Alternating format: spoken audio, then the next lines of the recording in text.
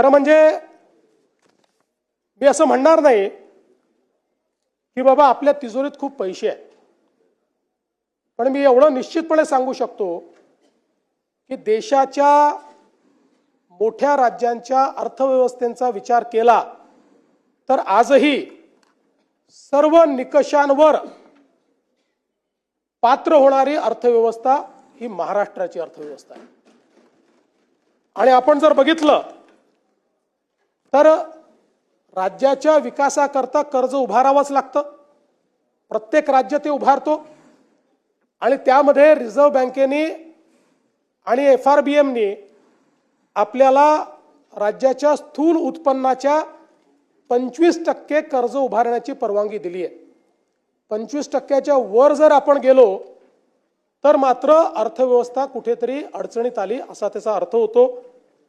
आपण 2025-26चे जे काही आपले अर्थसंकल्पीय अंदाज आहेत त्याचा आपण विचार केला आणि आतापर्यंत घेतलेल्या कर्जाचा विचार केला तर आपण एकूण स्थूल उत्पन्नाच्या 18.87% एवढंच त्या ठिकाणी कर्ज घेतलेलं आहे। 25%च्या मर्यादेपासून आपण पुष्कळ दूर आहोत। आणि एवढंच नाही तर देशामध्ये केवळ 3 राज्य आहेत की ज्या राज्यांचं हे दायित्व 20%च्या कमी आहेत। त्यातले गुजरात आहे, दुसरं ओरिसा आहे आणि तिसरं आपलं महाराष्ट्र आहे। हे सांगताना मला अतिशय आनंद होतोय। दुसरं असं आहे की राजकोषीय उत्तरदायित्वाच्या अंतर्गत आपण राजकोषीय तूट फिस्कल डेफिसिट हे 3%च्या आतमध्ये ठेवणं गरजेचं आहे। आपण लाडकी बहीण योजना आणि शेतकऱ्यांचे त्या ठिकाणी पैसे देऊन देखील आपलं फिस्कल डेफिसिट 3%च्या आतच आपण ठेवलेलं आहे। आणि याही वर्षी आता चालू जे वर्ष आहे ते संपता ते फिस्कल डेफिसिट 3%च्या आतच ठेवण्यात आपल्याला यश येईल हा मला पूर्णपणे त्या ठिकाणी विश्वास आहे। सरत्या वर्षामध्ये आपण ते 2.76% इथपर्यंतच मर्यादित ठेवलं।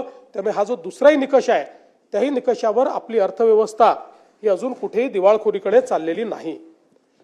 यासोबत आपण जर विचार केला तर महसुली जमेशी व्याजाची जी काही प्रदानाची टक्केवारी आहे ती टक्केवारी आपण जर त्या ठिकाणी बघितली तर आता ती 11.53% दिसते आहे। पण मागच्या वर्षीचे जे ऑडिटेड आपल्याकडे स्टेटमेंट्स आले आहेत त्यात ती 9.38% एवढीच आहे। त्यामुळे याही निकषावर आपण निश्चितपणे कुठेही मागे पडलेलो नाही। आणि हे सगळं करत असताना कदाचित एक आपल्या मनात येऊ शकतं की राज्याने भांडवली गुंतवणूक कमी केली आहे का, तर मला सांगताना यातही आनंद वाटतो। केंद्र सरकारने घालून दिलेल्या निकषापेक्षा जास्त भांडवली गुंतवणूक ही महाराष्ट्राने केलेली आहे। त्यामुळे त्याही बाबतीत कुठलेही कॉम्प्रोमाइज आपण केलेलं नाही।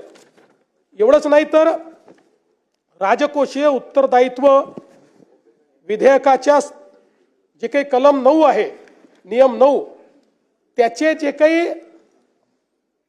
मानकं आहेत या संदर्भात जे आपल्याला बजेट एस्टिमेटचे मंथली सिव्हिल अकाउंट्स तयार करावे लागतात, CAGच्या माध्यमातून जे तपासले जातात, यातही आपण ऋणेतर जमा रक्कमा अर्थसंकल्पीय अंदाजाच्या 40% पेक्षा जास्त अट पूर्ण केली। राजकोषीय तूट अर्थसंकल्पीय अंदाजाच्या 45% पेक्षा कमी अट पूर्ण केली आणि महसुली तूट अर्थसंकल्पीय अंदाजाच्या 45% पेक्षा कमी ही पण अट आपण पूर्ण केलेली आहे। त्यामुळे CAGने घालून दिलेल्या ज्या 3ही अटी आहेत त्या त्यांच्या रिपोर्टमध्ये देखील आल्या आहेत, त्या देखील आपण या ठिकाणी पूर्ण केली आहे।